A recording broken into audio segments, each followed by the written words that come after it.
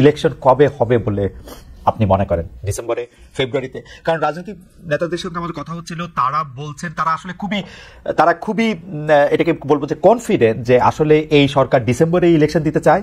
ডিসেম্বরে ইলেকশনের বাইরে যে কথাবার্তা এই সরকারের লোকেরা বলতেছেন, তারা এগুলি বলতেছেন যে তাদের বিভিন্ন ব্যর্থতা ঢাকার জন্য আসলে আমরা যাতে ইলেকশন নিয়ে শুধু কথা বলি, ইলেকশন দেওয়ার জন্য তারা ডিসেম্বরে দেওয়ার জন্য রেডি। যদি ডিসেম্বরে তারা না দিতে পারেন, বড় জোর ফেব্রুয়ারির আগে, ফেব্রুয়ারিতে মানে রোজা আসার পরবর্তী, রমজান আসার আগেই তারা ইলেকশন দিবেন। তুষার ভাই, আপনি কি মনে করেন? আপনার কি মত? আমি কামাল ভাইয়ের মত জানবো। আমার বয়সের কারণে আমি বাংলাদেশের প্রায় সবগুলি নির্বাচন দেখেছি। তাহলে আমার মনে হয় যে ইলেকশন আগামী বছর জুনেও হবে না। আমার ধারণা যে ইলেকশন হবে আগামী বছর ডিসেম্বরে, অথবা বলতে পারি না কখন হবে। এই কারণে এই ডিসেম্বরে হবে না, কারণ ইলেকশনের কোনো প্রস্তুতি কিংবা কোনো নড়াচড়া আমরা অনুভব করতে পারছি না। যখনই আগামী বছর আসবে, শুরুর দিকেই থাকবে রমজান মাস। রমজানের আগে ইলেকশন আসলে অসম্ভব, কেননা রমজানের মধ্যে ক্ষমতার রদবদল, রমজানের জিনিসপত্রের দাম বাড়া কমা, এইসবের লোড কোন রাজনৈতিক দল নিতে চাইবে না, কারণ তারা ক্ষমতায় এসেই রমজান চাইবে না।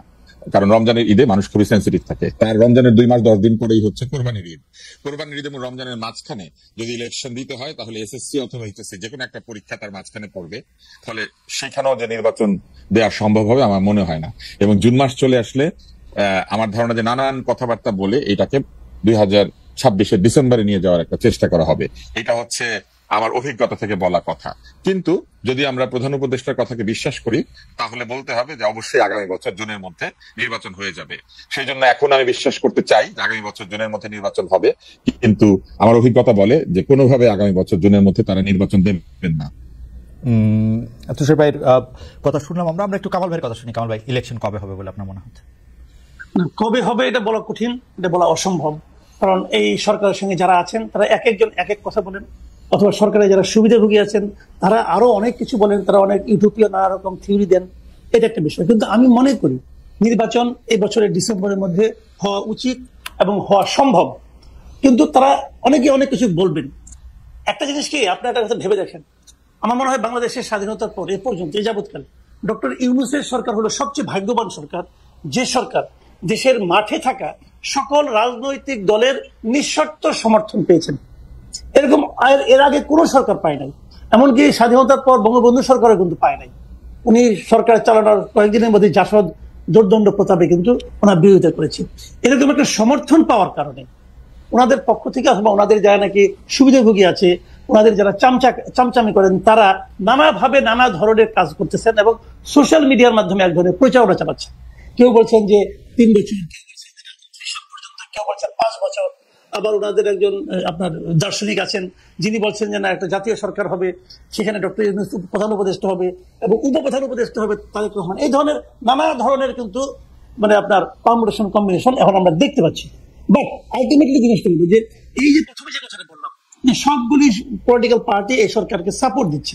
যদি সাপোর্ট না দেয় তাহলে কি হবে? চাপ তৈরি হবে। এই চাপ সামাল দেওয়ার ক্ষমতা ইউনূস সরকারের নাই, একদমই নাই। যদি আমি বললাম যে আগামী সপ্তাহে যদি তারেক রহমান এসে বলে যাবে ইলেকশন চাই এবং ডিসেম্বরের মধ্যে চাই, যদি বলি, আপনি নিশ্চিত থাকেন ইলেকশন ডিসেম্বরে হবে। কারণ ডক্টর ইউনূস ওই রিস্কে যাবে না, তার পক্ষে এই চাপ সামাল দেওয়া সম্ভব না। এখন অনেক পলিটিক্যাল পার্টি অনেক রকম কাহিনী করতেছে, যার যার স্বার্থ আছে। কেউ কেউ ভাবতেছে আমি আর কয়েকটা দিন সময় পেলে গুছাই নিতে পারবো। তবে আমার ধারণা এনসিপি মনে হয় আর ভাবে না। এনসিপি মনে বুঝে গেছে যে আর অনন্তকাল সময় দিলে যতই সময় বেশি পাবে ততই তারা ক্ষুদ্র থেকে ক্ষুদ্রতর হবে, ওই হোমিওপ্যাথি ডোজের মতো। হ্যাঁ, ওটাতে কোনো কাজ হবে বলে আমার কাছে মনে হয় না। এনসিপির আশা আকাঙ্ক্ষা মোটামুটি এখন শেষ। এখন জামাত হয়তো ভাবতে পারে যে আর একটু সময় পারলে আর একটু গোছাবো, কিন্তু তাতেও কিছু হবে বলে আমার কাছে মনে হয় না। আমি জানি না কি হবে তাদের পলিটিক্যাল ইকুয়েশন কার কি। তবে আমি এটুকু মনে করি যদি পলিটিক্যাল পার্টিগুলো চাপ দেয়, এই সরকারের পক্ষে ইলেকশন ডিসেম্বরের থেকে মানে বিলম্বিত করার কোনো সুযোগই নাই। আমি কামাল ভাইয়ের সাথে আমি একমত যে পলিটিক্যাল পার্টিগুলো যদি চাপ সৃষ্টি করে তাহলে ডিসেম্বরেতে ইলেকশন দিতে হবে। এবং ডক্টর ইউনূসও আসলে ডিসেম্বর ইলেকশন দেওয়ার ব্যাপারে একাধিকবার বলেছেন। বড়জোর তিনি নানা কারণে সেটাকে একটু বাড়িয়ে হাতে সময় রেখেছেন, কিন্তু পলিটিক্যাল পার্টি কিন্তু আমরা কিন্তু দেখছি যে পলিটিক্যাল পার্টিগুলি কিন্তু সেই অর্থে চাপ সৃষ্টি করতেছে না। পলিটিক্যাল পার্টির মধ্যে সেই চাপ কিন্তু নাই। সেটাকে আমরা বাদ করে রেখে আমি একই প্রশ্ন আবার আপনাদের দুজনকে করতে চাই। এবার কামাল ভাই আপনি যদি একটু সংক্ষেপে বলেন, তুষার ভাই আপনার পরে একটু বলবেন। সেটা হচ্ছে যে আমরা দেখেছি যে আপনি আসলে আমরা সবাই এস্টাবলিশমেন্টকে একটু কোশ্চেন করতে চাই, যে সরকার থাকে তাকে কোশ্চেন করতে চাই, কিন্তু ফ্যাক্ট রিমেন্স এবার রমজান মাসে দ্রব্যমূল্য, বিদ্যুৎ পরিস্থিতি, ঈদ যাত্রা এসব বিষয়ে অন্তর্বর্তী সরকার মোটামুটি ভালোভাবে সামাল দিতে পারায় এবং চুরি ডাকাতি ছিনতাই কিছুটা নিয়ন্ত্রণে আসায় দেশের রেমিটেন্স প্রবাহ বাড়ায় এবং বিভিন্ন ধরনের সম্মেলন, নানা ধরনের আন্তর্জাতিক পর্যায়ে বাংলাদেশের নানা পরিস্থিতি, এসব বিষয় মিলে জনগণের বড় একটি অংশ অ্যাপারেন্টলি ডক্টর ইউনূস সরকারের প্রতি আস্থা ফিরে পেয়েছে বলে নানাভাবে মনে হচ্ছে। আমার যারা বিএনপি বা জামায়াত যে করেন যেসব পরিচিতরা, নেতৃবৃন্দরা, তারাও অনেকে বলছেন ডক্টর ইউনূসের প্রতি এই দেশের মানুষের কিছুটা আস্থা বেড়েছে, অ্যাপ্রুভাল রেটিং অনেক বেড়েছে বলে মনে হচ্ছে। এমনকি এনসিপির নেতাও পরিণত হয়েছে ডক্টর ইউনূস, মানে এনসিপির নেতা হিসাবে কিন্তু এখন আর নাহিদের নাম আমরা শুনি না, ডক্টর ইউনূসের নামই আমরা বেশি শুনি। ডক্টর ইউনূসের মানে নিজেকে একটি নেতা হিসাবে, শাসক হিসাবে প্রতিষ্ঠিত করতে পেরেছেন বলে মনে হয়। সেই ক্ষেত্রে ইলেকশন যদি পরে হয়, ডক্টর ইউনূস সরকার যদি একটু বেশি সময় থাকে, তাহলে কি অসুবিধা? আমরা কেন বিএনপিকে নিয়ে আসার জন্য এত অস্থির হয়ে উঠেছি, বা যারা নির্বাচন করে আসবে তাদের জন্য অস্থির হয়ে উঠেছে? সরি, প্রশ্নটা লম্বা হয়ে গেল, আমি আর কথা বলছি না। কামাল ভাইকে শুনে আমরা তুষার ভাইকে শুনবো। না, এখানে একটা কথা আমি বলি আপনাকে, ডক্টর ইউনূস ভালো করছেন কি মন্দ করছেন এটা তো আমার দেখার বিষয় না রে ভাই। না, কেন আমি বলি, ডক্টর ইউনূস কোন সরকারের প্রধান? উনি একটা অন্তর্বর্তী সরকারের প্রধান।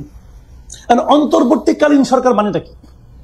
মানেটা হলো একটা রেগুলার গভর্নমেন্ট আসবে, যতদিন সেই রেগুলার গভর্নমেন্টটা না আসে ততদিন সরকারটাকে পরিচালনার জন্য এবং ওই রেগুলার গভর্নমেন্ট আনার জন্য যে নির্বাচনটা হবে, সেই নির্বাচনটা অবাধ এবং নিরপেক্ষ করার জন্য একটা সরকার দরকার। সেটা হলো ডক্টর ইউনূসের সরকার। এই কথা কিন্তু মাথায় রাখতে হবে। কাজে এই সরকার তো রেগুলার গভর্নমেন্টের মতো কাজ করবে না। এবং অন্তর্বর্তী সরকার, আপনি যেগুলো আমরা সাফল্য বললাম, আমরা কিন্তু এগুলি একটা অস্বীকার করছি না। রমজানের শাকসবজির দাম কম ছিল, কোনো সন্দেহ নাই। চালের দাম কি কম ছিল? তেলের দাম কি কম ছিল? ছিল না। এখন আপনি বলবেন যে চাল তেল গত রমজানে সবকিছুর দামই বেশি ছিল, চালের দামও বেশি ছিল, শাকসবজির দামও বেশি ছিল। এবার শাকসবজির দাম কম, এটা আমাদের জন্য একটা রিলিফ না? রিলিফ, অবশ্যই রিলিফ, আমি অস্বীকার করছি না। রমজান তো শেষ, এখন কি হচ্ছে শুনেন। আমার কাছে ওই দিন এক ভদ্রলোক 3টা রিসিপ্ট পাঠিয়েছে, 3টা রিসিপ্ট। একটা রিসিপ্ট সে মোহাম্মদপুরের একটা দোকান থেকে, মায়ের দোয়া নামে একটা চাউলের দোকান, সেই দোকান থেকে সে জানুয়ারি মাসের 3 তারিখে 25 কেজি চাউলের এক বস্তা চাউল কিনছে 1740 টাকা দিয়ে। সেই একই দোকান থেকে সেই একই চাল, একই পরিমাণ চাল উনি ফেব্রুয়ারি মাসের 1 তারিখে কিনছেন 1950 টাকা দিয়া।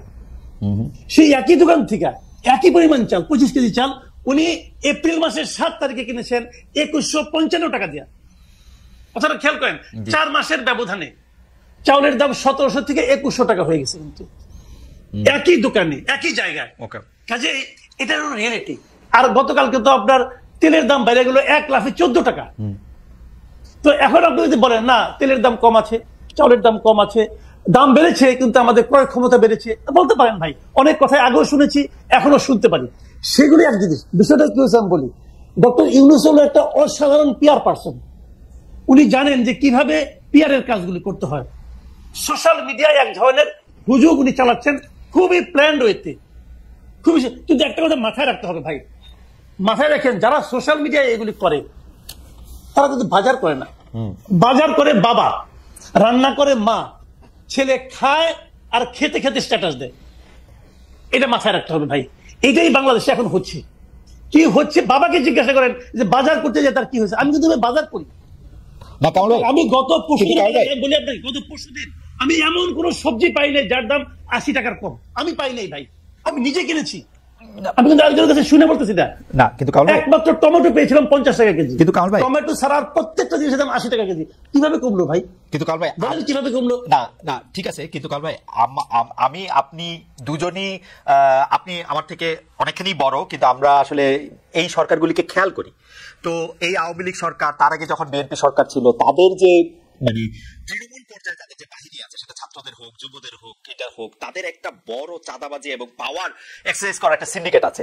আমাকে আমার একজন গ্রামীণ বন্ধু ফোন করে সেদিন বলেছিলেন যে তোমরা তো গ্রামে আসো না, তোমরা বুঝবা না যে আমরা তো এই চাঁদাবাজি থেকে এখন মুক্ত আসি। এখন তো কেউ আমাকে এসে দলের, মানে উনি হ্যাডাম শব্দটা ব্যবহার করছেন, সেটা দেখাচ্ছে না। সমন্বয়কদের ওই গ্রাসরুট লেভেল এরকম দল নাই। তো এইটা তাদের জন্য একটা স্বস্তির। এইটা আমরা কেমনে বুঝবো? আমরা শুধু তথাকথিত নির্বাচন এর নাম দিয়ে এটাকে আমরা আসলে না, আমি আপনার সঙ্গে কিন্তু একদম দ্বিমত করছি না। ওই পর্যায়ের এই ছুটকা ফাটকা চাঁদাবাজি এখন আসলে ওইভাবে নাই। ঢাকার রাস্তাতেও এই ফুটপাতে বাদামওয়ালাকেও কিন্তু প্রতিদিন 100 টাকা করে চাঁদা দিতে হতো আগে, যে নাকি চীনা বাদাম বিক্রি করে। ওইটা এখন নাই, আমি নিজে চেক করে দেখেছি, ওগুলি নাই। এটা হলো একটা পজিটিভ দিক। কিন্তু একটা কথা আপনাকে মাথায় রাখতে হবে, সেই জিনিসটা হলো আমি কিন্তু বাংলাদেশে ডক্টর ইউনূস সরকারকে হাসিনা সরকারের সঙ্গে তুলনা করবো না। হাসিনা সরকার তো আমার কল্পনার চেয়েও খারাপ সরকার ছিল। তাদের দৌরাত্ম্য, তাদের দাপট, তাদের অনিয়ম, দুর্নীতি, এটার সঙ্গে আমি পুরো সরকারকে তুলনা করবো না। সেটা এক জিনিস। ওইখান থেকে আমরা মুক্তি পেয়েছি। মুক্তি পাওয়া মানে এইটা এখন যে পেয়েছি, এটাই যে আমাদের প্রাপ্তি, এটাই যে আমাদের প্রত্যাশা, তা কিন্তু নয়। আমরা কি নিয়মতান্ত্রিক সরকার চাই? কেন চাই সেটা আমি বলি। আপনি যতক্ষণ পর্যন্ত আপনাকে রেগুলার পলিটিক্যাল গভর্নমেন্ট না আসবে, ততক্ষণ পর্যন্ত এই দেশে কোনো বিনিয়োগ আসবে না। আপনি সিঙ্গাপুর থেকে স্মার্ট লোক নিয়ে আসেন আর 41,000 উপরে থেকে ঝাঁপ দেওয়া লোককে নিয়ে আসেন, ভাই কোনো লাভ হবে না। উনি ওই মানে একটা অনুষ্ঠানের পরিচালনা করবেন, টুকটাক ইংরেজি বলবেন, হয়ে গেল। স্মার্টলি হাঁটবেন, হয়ে গেল। বিনিয়োগ আসবে না ভাই। পলিটিক্যাল গভর্নমেন্ট ছাড়া রেগুলার গভর্নমেন্ট যারা বিনিয়োগ করবে, তারা কিসের উপর ভরসা করে করবে না। কাজে আপনি সেজন্য আপনার এখানে একটা রেগুলার পলিটিক্যাল গভর্নমেন্ট আসতে হবে। কথা বলছি, ডক্টর ইউনূস যদি ভালো হয়, উনি এই ক্যাবিনেট দিয়ে ইলেকশন করুক না, অসুবিধা কি আছে? আচ্ছা, আরেকটা কথা, সেটা হলো এই ইলেকশন এদের প্রতি সাধারণ মানুষের ম্যান্ডেট আছে কিনা তার তো একটা প্রমাণ হওয়া দরকার আছে। আপনি তো গাইড জোরে বলতেছেন জুলাই অভ্যুত্থান, আপনি গাইড জোরে বলতেছেন। কে নিয়োগ করছে? ডক্টর ইউনূস নিজেই বলছে তাকে নিয়োগ করছে ছাত্ররা। ছাত্ররা কই? ছাত্ররা মিটিং রাখলে 100 লোক হয় না। তাহলে নিয়োগ করতে শুয়ে করছে, এটা বয়ে তো লাভ নেই ভাই। ওকে, কারণ ভাই আমি আপনার কাছে আসবো। আমি এই প্রশ্ন নিয়ে তুষারের কাছে একটু জানতে চাইবো যে তুষার ভাই আপনি কি মনে করছেন? সবজির দাম কম কিংবা বাজারে কিছু জিনিসপত্রের দাম গ্রহণীয় পর্যায়ে থাকাটা আসলে যতখানি না এই সরকারের কৃতিত্ব, তার চাইতে এটা হচ্ছে একটা আলামত আওয়ামী লীগ সরকারের দুর্নীতির। এই যে সিন্ডিকেট, জিনিসপত্রের দাম বাড়িয়ে মুনাফা করা, চাঁদাবাজি করা রাস্তার উপরে, এই জিনিসগুলো নাই। কারণ যারা এগুলো করতে তারা পালিয়ে গিয়েছে অথবা তারা গা ঢাকা দিয়েছে। ফলে এই যে জিনিসপত্রের দাম কমে এসেছে, এটা বরং প্রমাণ করেছে যে আওয়ামী লীগ কত দুর্নীতি করতো এবং কত খারাপ একটা সরকার ছিল। ফলে এই কৃতিত্বটা কেমন, এটা হচ্ছে এইরকম যে আপনার শরীরে একটা রোগ জীবাণু ছিল, রোগ জীবাণুটা বের হয়ে যাওয়াতে আপনার নর্মাল টেম্পারেচার ফেরত এসেছে, কিন্তু আপনার পাশে যিনি বসেছিলেন তিনি কৃতিত্ব নেওয়ার চেষ্টা করছেন যে এই যে আপনার নর্মাল টেম্পারেচারে ফেরত এসেছেন আপনি, এটার জন্য উনি দায়ী। আসলে ওই শরীর থেকে জীবাণু পালিয়ে যাওয়ার কারণে এটা ঘটেছে। এটা হচ্ছে আমার ব্যক্তিগত অ্যানালিসিস।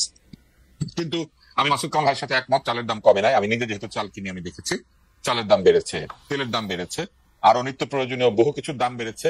এইবার কেন জানি বাংলাদেশের মানুষ খেজুর নিয়ে কোনো শব্দ করে নেই, খেজুরের দাম বেড়েছে, ছোলার দাম বেড়েছে।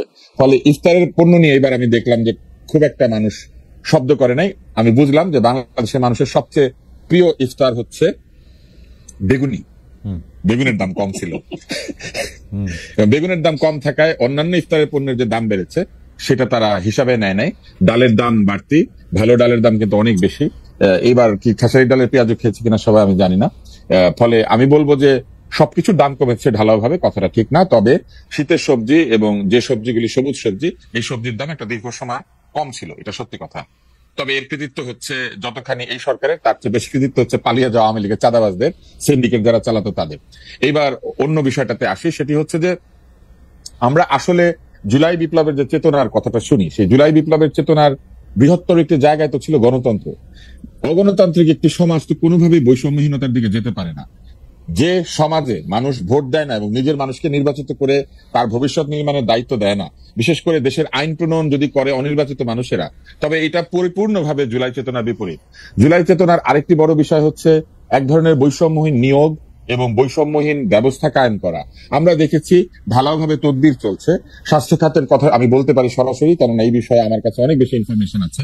স্বাস্থ্য খাতের বিনিয়োগ এবং নিয়োগ দুই জায়গাতেই বাণিজ্য চলছে। আপনি দেখবেন যে হঠাৎ করে একজন লোক এসে বলেছেন যে 26,000 কোটি টাকা তিনি স্বাস্থ্য খাতে বিনিয়োগ করবেন। আমরা আবিষ্কার করলাম তিনি আসলে যুক্তরাষ্ট্রে মামলা খাওয়া একজন ব্যক্তি। আবার স্বাস্থ্য খাতে যে নিয়োগ বা বদলি চলছে, সেইখানে আমরা দেখলাম যে এসেনশিয়াল ড্রাগস থেকে অতিরিক্ত জনবল আছে এই অজুহাত দিয়ে লোকজনকে ছাঁটাই করা হয়েছে, অথচ কোন ধরনের নিয়মতান্ত্রিক নিয়োগ প্রক্রিয়া ছাড়াই সেইখানে জনবল নিয়োগ করা হয়েছে।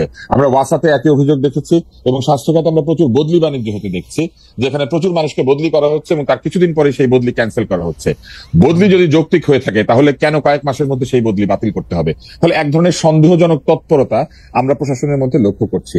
প্রশাসনে আপনারা নিশ্চয়ই দেখেছেন যে ডিসি নিয়োগ থেকে শুরু করে নানান বিষয়ে এক ধরনের অভিযোগ শুরু থেকে উঠেছিল, যার কোনো যৌক্তিক ব্যাখ্যা এখনো পর্যন্ত এই সরকার দিতে পারেন নাই। সর্বশেষে তারা যে সরকারকে স্বৈরাচারী বলেন, যে আওয়ামী লীগকে তারা বলেন যে গণশত্রু কিংবা একেবারে জনগণের বিরোধী, জনবিরোধী, সেই আওয়ামী লীগের রেখে যাওয়া একটি কালাকানুন, যেটা আওয়ামী লীগেররাও কালাকানুন মনে করেন, সেটা দিয়ে মেঘনা আলম নামে একজনকে তারা গ্রেপ্তার করেছেন। তার মানে কালাকানুনগুলি তারা আবার নতুন ভাবে প্রয়োগ করতে শুরু করেছেন।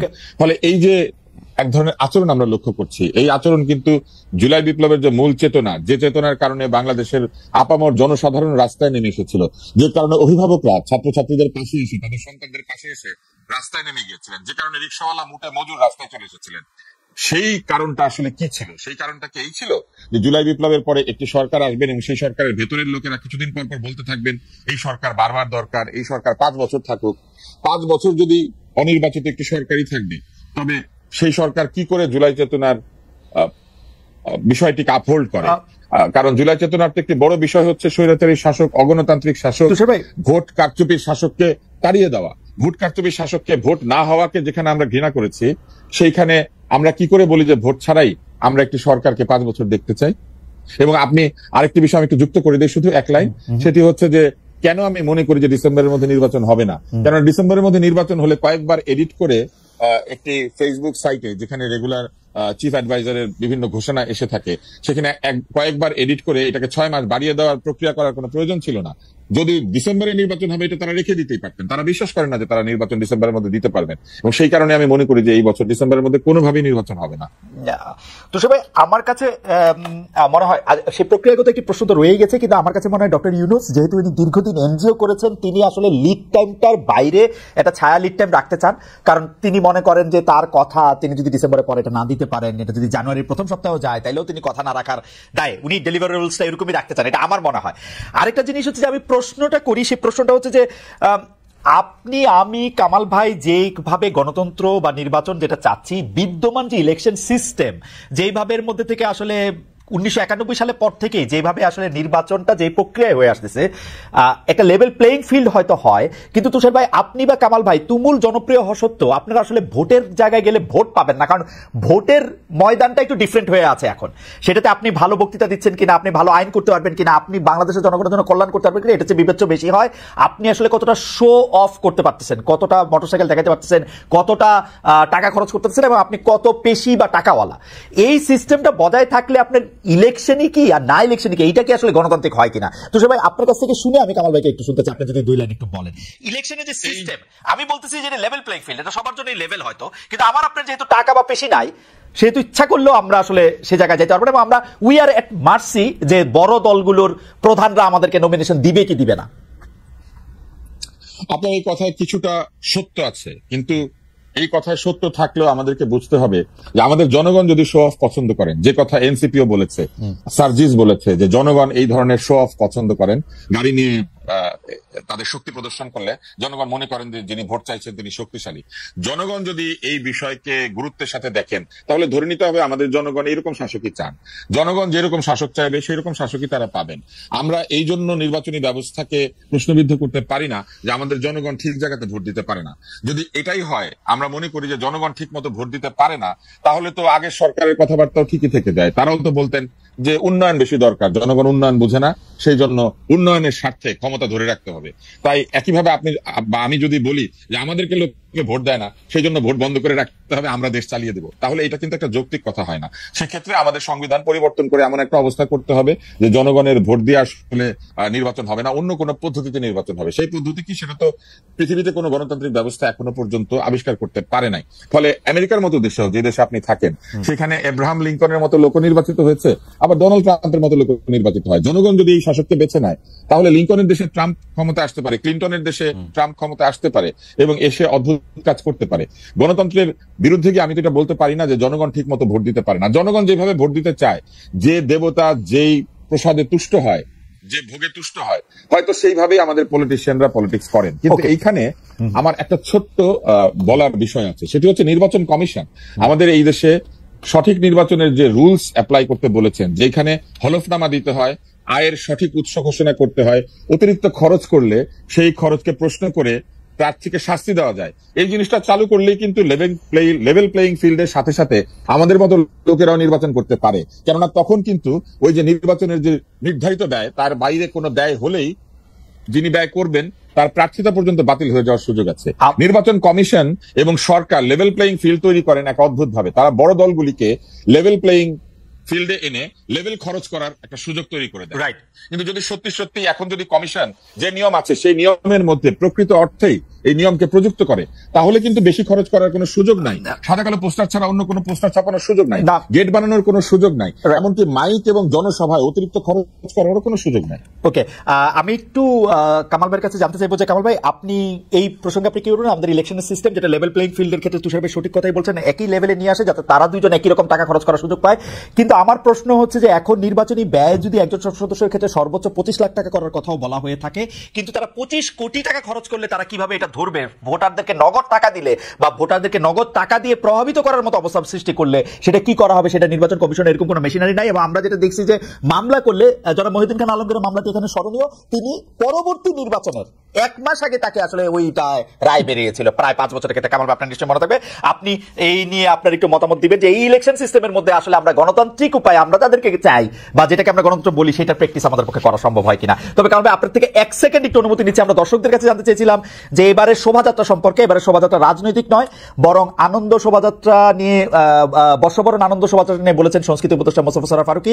প্রিয় দর্শক, এই দাবি সঠিক বলে মনে করেন কিনা? শতকরা 73% দর্শক মনে করছেন সঠিক, 27% মনে করছেন সঠিক নয়, 44,000 দর্শক এখানে ভোট দিয়েছেন। কামাল ভাই, বিদ্যমান যে ইলেকশনের সিস্টেম আছে সেই সিস্টেমের ক্ষেত্রে সেটা কি হবে? সংস্কারগুলি করা হলে এটা থেকে আমরা আসলে মুক্তি পাইতাম কিনা, এইটা হচ্ছে আমাদের প্রশ্ন। না, একটা বিষয় হলো কি, দেখেন, যদি আমরা বলি যে বিদ্যমান নির্বাচনী ব্যবস্থা ঠিক আছে কিনা, তাহলে তত্ত্বগতভাবে ঠিক আছে, কিন্তু প্রায়োগিকভাবে ঠিক নাই। যেভাবে প্রয়োগ করা হয় সেটা ঠিক না। কিন্তু যদি আমি তাত্ত্বিকভাবে ধরি, কাগজে কলমে দেখি, তাহলে বিদেশের অনেক দেশের নির্বাচনী ব্যবস্থা যে আমাদের নির্বাচনী ব্যবস্থা মন্দ নয়। তাহলে আমরা ওটা প্রয়োগ করতে পারি না কেন? আমরা দেখেন যা কিছুই বলছি আজকে এই নির্বাচনী ব্যবস্থা নিয়ে আপনি যে কথা বলছেন, আমি যে কথা বলছি, তুষার ভাই যে সমস্ত কথা বলছি, আমরা কিন্তু আমাদের অভিজ্ঞতা থেকে কথা বলছি। আমরা গত কয়েকটা নির্বাচন দেখেছি কি হয়, এখানে টাকা পয়সার দাপটটা কোথায় যে ঠেকে আমরা কিন্তু দেখেছি। দেখে কিন্তু আমরা সিদ্ধান্ত নিচ্ছি হচ্ছে না। কিন্তু আপনি দেখেন 70-এর যে নির্বাচনটা হয়েছিল, যেটাতে আওয়ামী লীগ নিরঙ্কুশ ভাবে জিতেছিল, ওই সময় কি আওয়ামী লীগ সবচেয়ে ধনী দল ছিল না? তো তখন কি এই দেশে এই ভূখণ্ডিত হয়েছে? আমরা ইন্টেনশনালি পলিটিক্যাল পার্টিগুলো আমাদের ভোটারদের মন মানসিকতা, চারিত্রিক বৈশিষ্ট্যকে চেঞ্জ করার চেষ্টা করছে, কিন্তু এই চেষ্টাটা সফল সম্পূর্ণ হয়ে গেছে আমি কিন্তু তাও মনে করি না।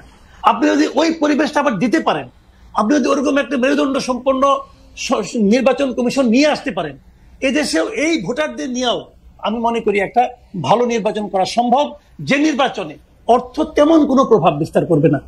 একজন লোক কোটি টাকা দিবে, তার কাছ থেকে টাকা নিয়ে একজন ভালো লোককে ভোট দিবে, এই মানসিকতা আমাদের ভোটারদের মধ্যে যে একদম নাই, এটা কিন্তু আমি মনে করি। কারণ আপনি অভিজ্ঞতার কথা বলছিলেন, কিন্তু 91 সালেও কিন্তু আমি যদি দেখি যে এরশাদ সাহেবের আমলে এটা প্রথম শুরু হয়েছে মারাত্মকভাবে, 70 সালে না, মানে প্রভাবিত করা। 91 সালের পরবর্তী সরকারগুলি বা যারাই ক্ষমতা এসছে তারা এটা কিন্তু চূড়ান্তভাবে প্রভাবিত করেছে। আপনি সংসদে যেসব মুখগুলি আমরা পেয়েছি সেগুলির দিকে তাকালে আপনি আসলে বুঝতে পারবেন যে তারা আসলে কারা, মানে তারা কেন সংসদে গিয়েছেন সেটিও কিন্তু পরিষ্কার।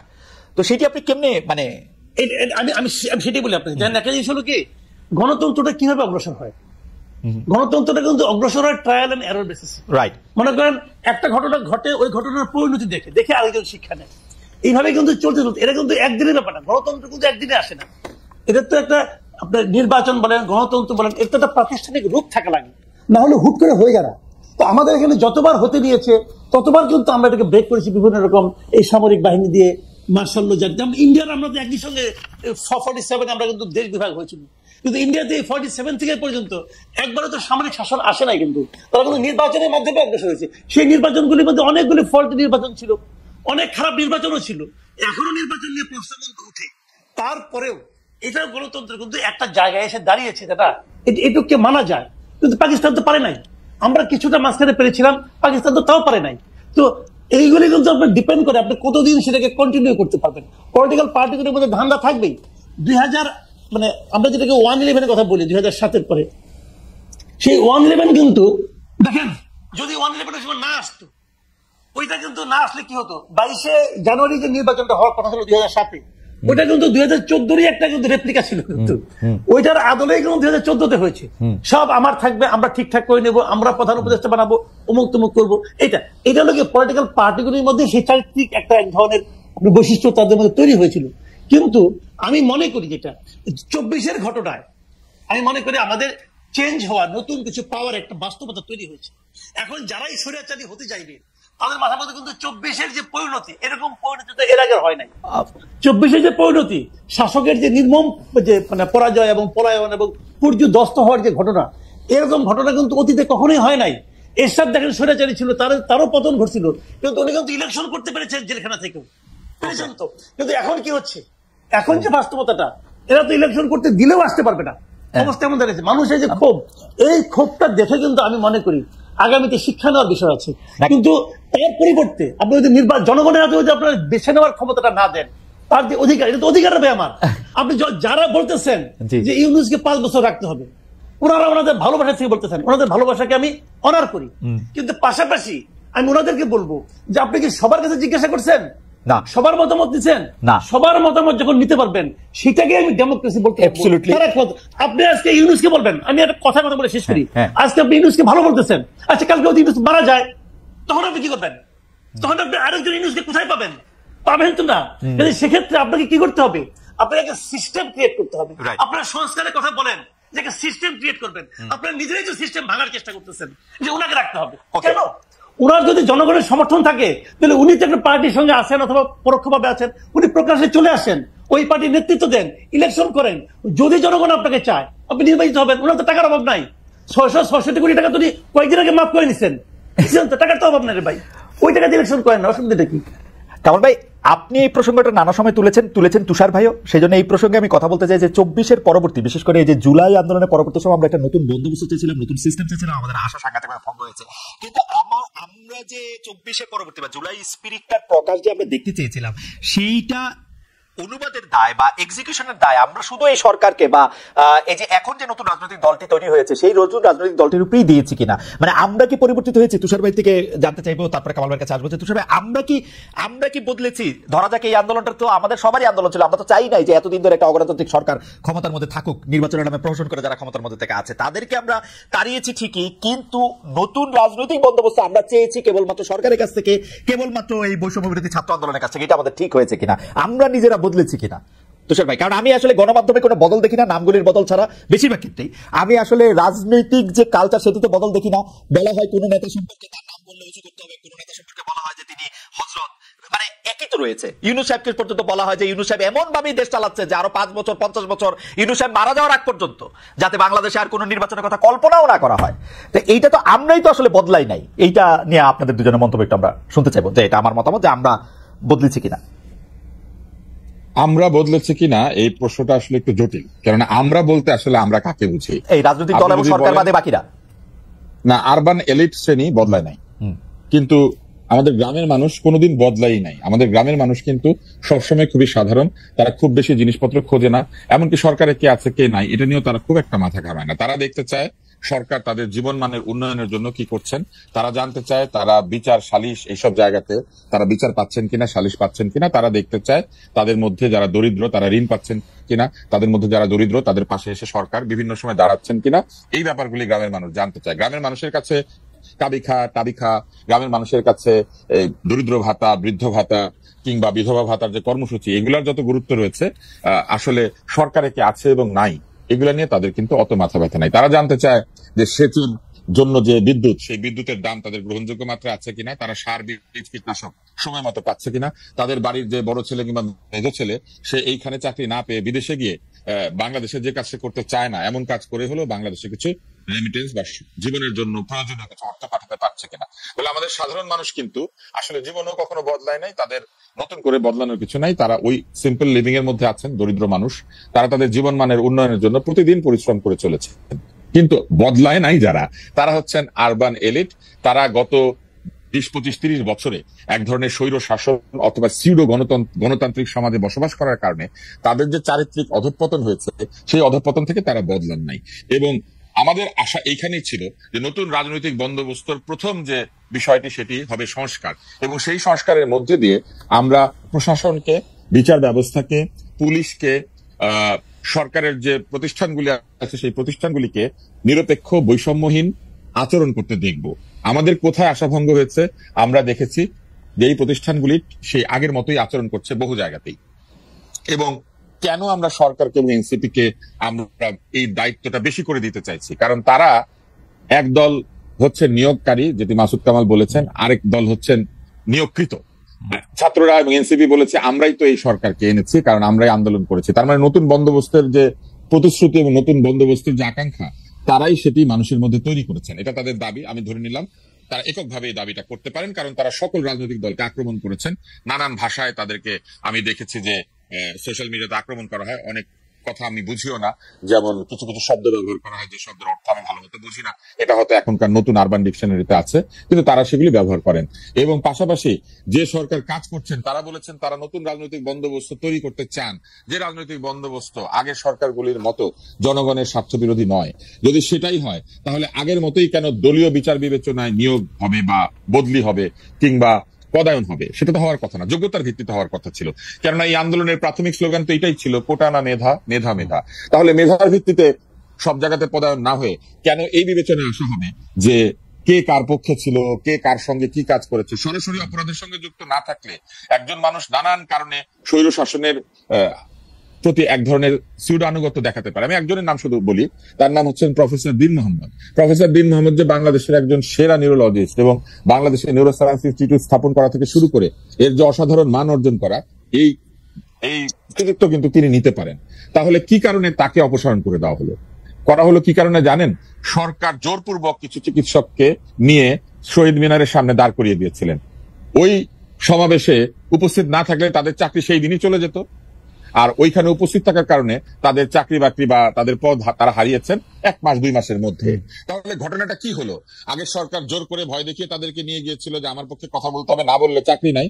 এই সরকার তাদের চাকরি নট করে দিয়েছে, কারণ ওই সময় তারা এই আন্দোলনের পক্ষে কথা বলেন না। কিন্তু সমস্ত লোক আন্দোলনের পক্ষে কথা বলতে পারবে, বাংলাদেশের সমস্ত লোক।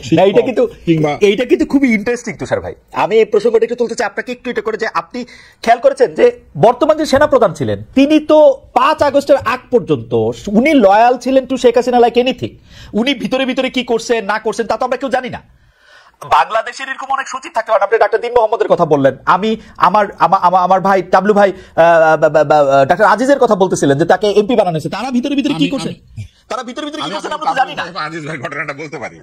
টাবলু ভাই হচ্ছেন আমার ঢাকা মেডিকেলের আমার সিনিয়র। আমাকে উনি 1 বছর আইসক্রিম খাইয়েছেন এই আশায় যে আমি তার রাজনৈতিক দলে যোগ দিব।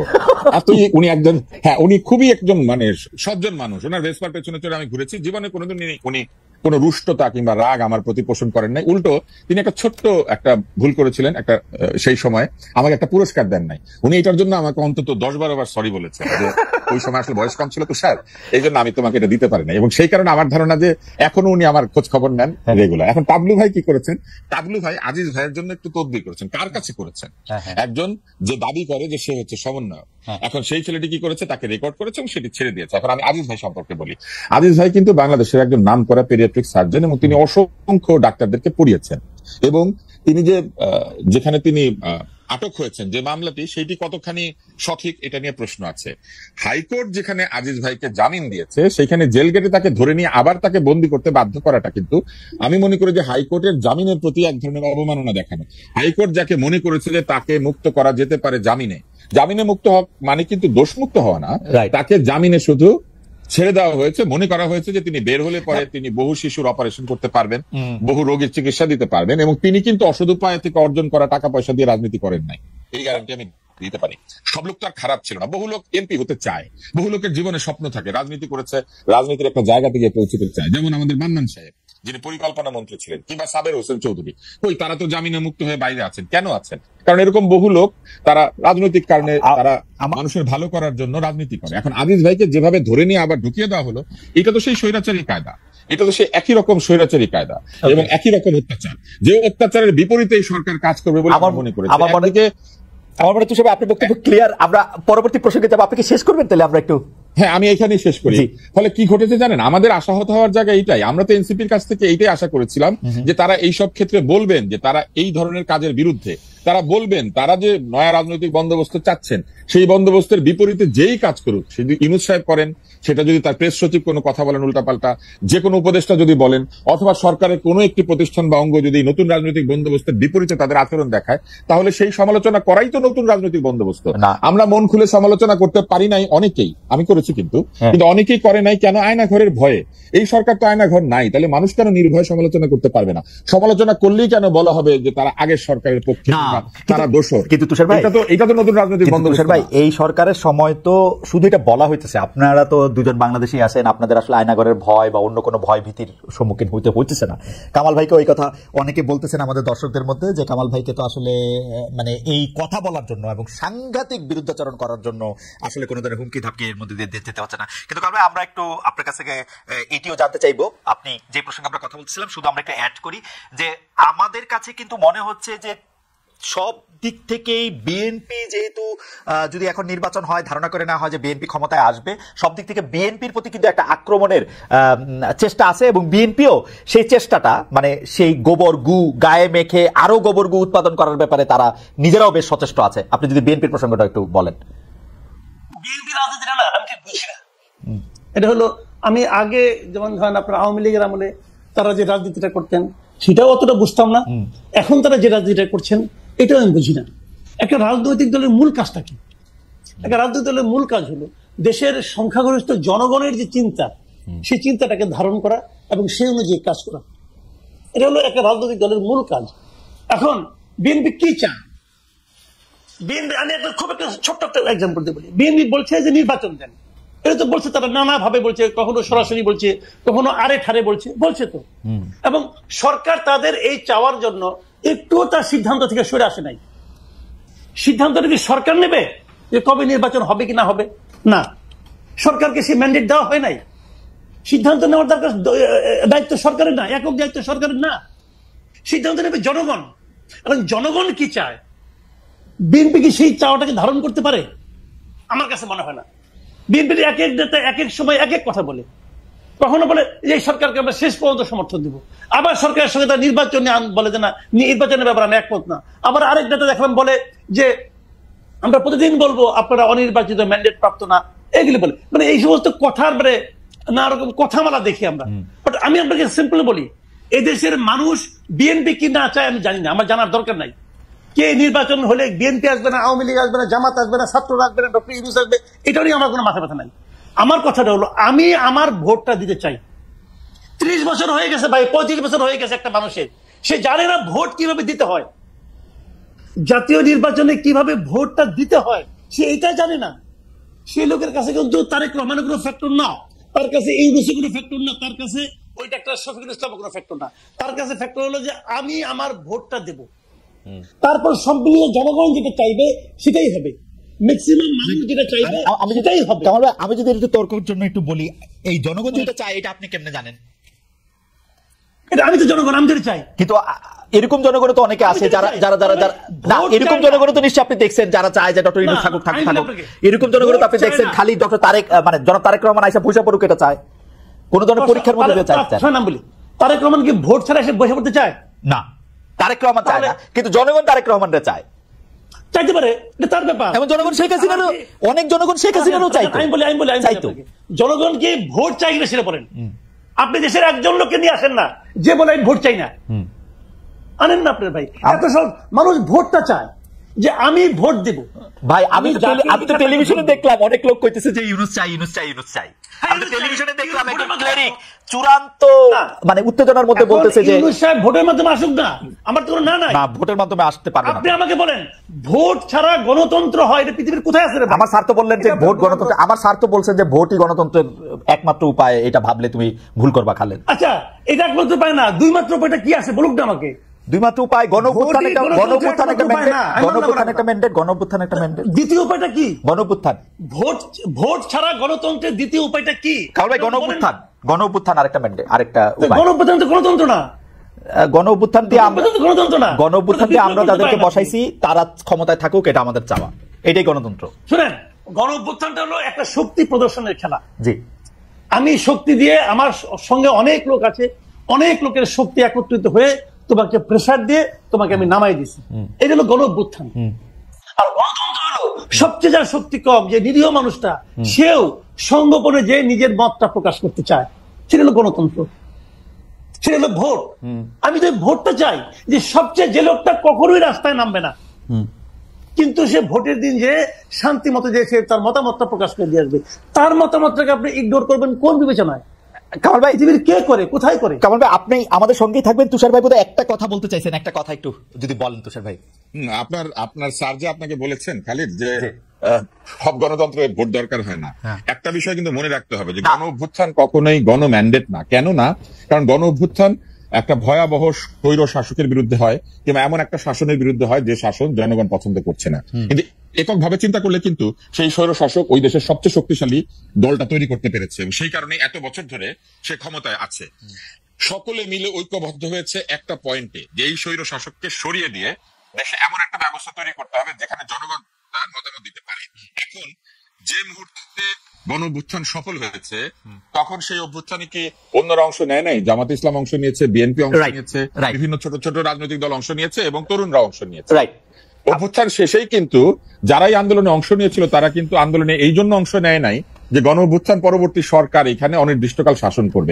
তারা চেয়েছে তারা যে দলগুলি করে সেই দলগুলি সুযোগ পাবে ক্ষমতায় যাওয়ার, এবং এই কারণেই কিন্তু গণ অভ্যুত্থান পরবর্তীকালে বিএনপির যারা অংশ নিয়েছিলেন তারা বিএনপির ছাতার তলে চলে গিয়েছেন, জামাতে যারা অংশ নিয়েছিলেন তারা জামাতের ছাতার তলে অংশ নিয়েছেন, এবং স্বৈর শাসকের ছাতার তলে যারা ছিলেন তাদের একটা বিরাট অংশ পালিয়ে গেছেন, বাকি অংশ জেলে গিয়েছেন, বাকি অংশ চুপ করে বসে আছেন। কিছু বললে দোষর বলে।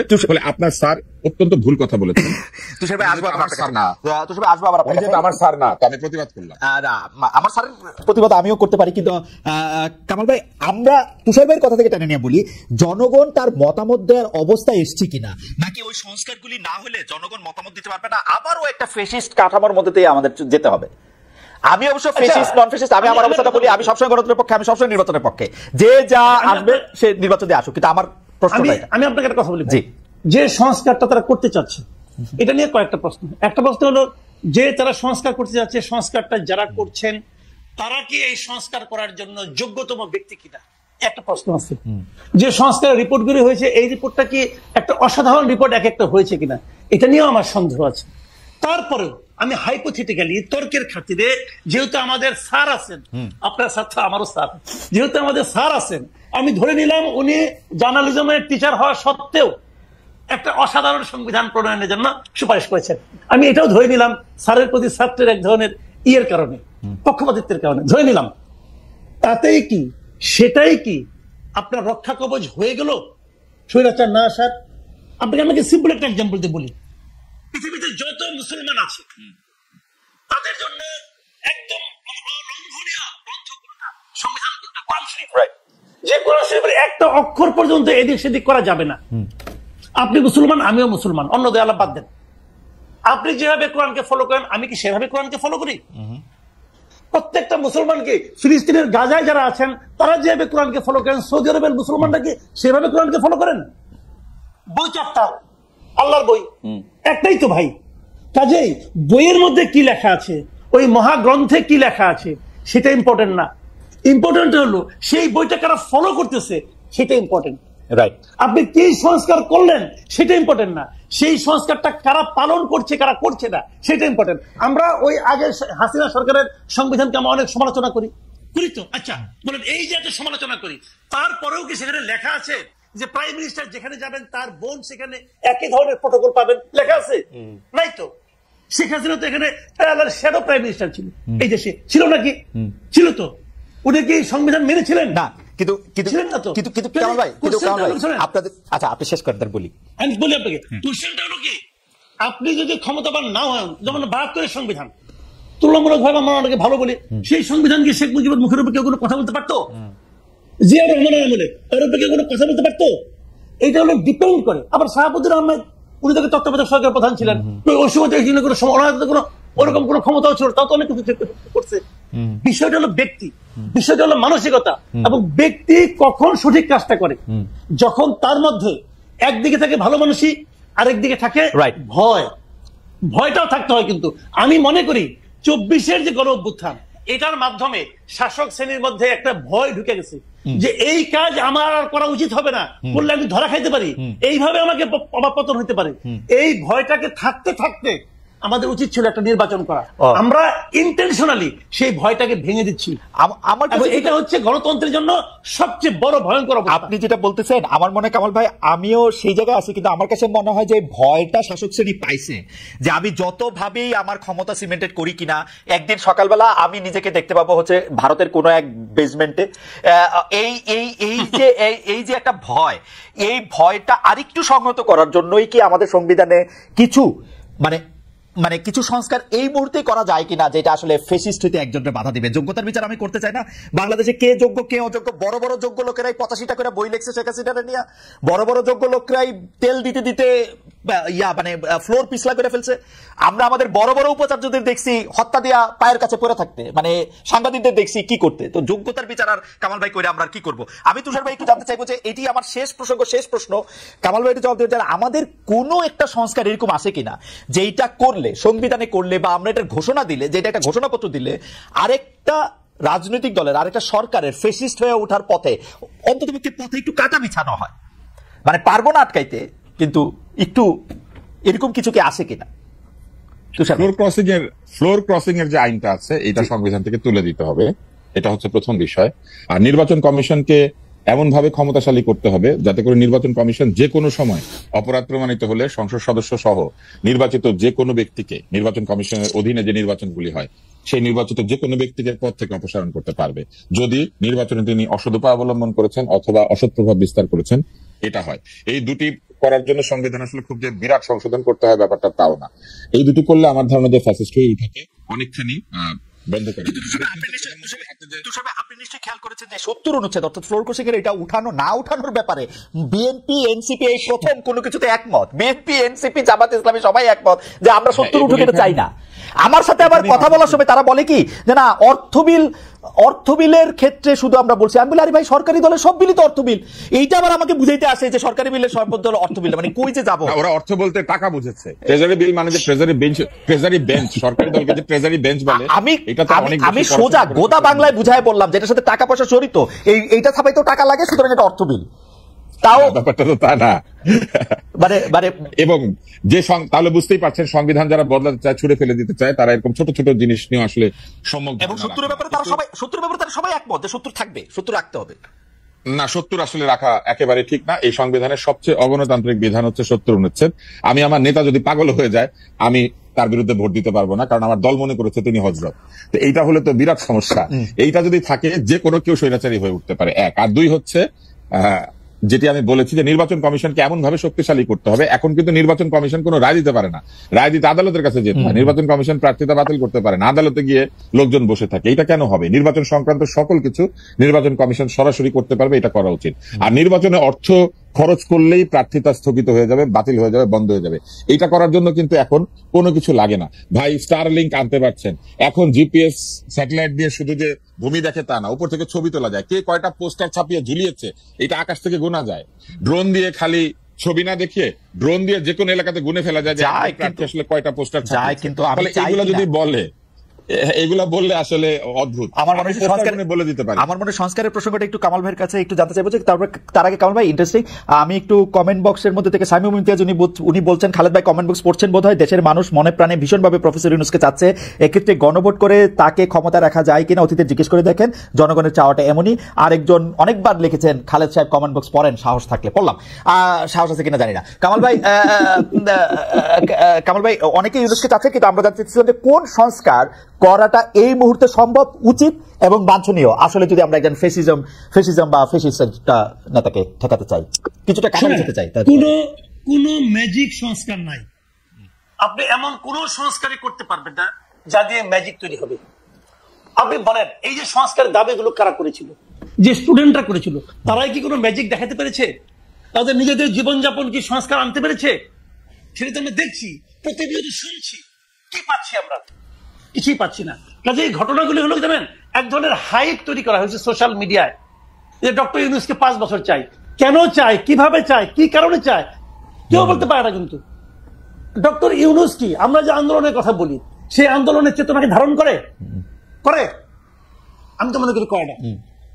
যদি করতো তাহলে উনি এই ধরনের লোককে এখানে তার উপদেষ্টা মন্ডলীতে আনতো না, যাদের মধ্যে 80% সঙ্গে এই আন্দোলনের কোনো সম্পর্ক নাই, কোন ধরনের সম্পর্ক নাই এই আন্দোলনের সঙ্গে। নূরজাহান বেগম স্বাস্থ্য মন্ত্রণালয়ে আছে। কামাল ভাই, এটা আমি আগেও বলছি, শেখ হাসিনার সাথে সম্পর্ক না থাকাই আন্দোলনের সাথে সম্পর্ক। এটা হচ্ছে থিওরি। নূরজাহান বেগমের সাথে শেখ হাসিনার ইউনূস সাহেবের এগেইনস্টে করা মামলায় ইউনূস সাহেবের পাশাপাশি নূরজাহান বেগম থাকছেন, এর জন্য উনি 2টা মন্ত্রণালয়ের উপদেষ্টা হইতে পারেন, মাত্র তো একটা হয়েছে। তাহলে ইউনূস সাহেবের সঙ্গে ইউনূস সাহেবের পক্ষে যে আইনজীবী ছিলেন ওনারও তো আইন মন্ত্রণালয়ে অফার করা হয়েছিল, উনি নেন নাই। তাহলে উনি ভদ্রলোক আসে নাই, ভালো কথা। তো আমি এই জন্যই বলছি যে চেতনা যে কি জিনিস, এখন আগেও দেখছি হাসিনার আমলে চেতনা বিক্রি করা হয়েছে, এখনো দেখছি এখনো চেতনা বিক্রি করা হচ্ছে। চেতনার নাম নিয়ে বলা হচ্ছে যে উনাকেই চাই, উনাকে কেন চাই? হাসিনার সময় এরকম হুজুগ ছিল, 2043 পর্যন্ত হাসিনাকে চাই। বঙ্গবন্ধুর সময় হুজুগ ছিল ওনাকে আজীবন চাই।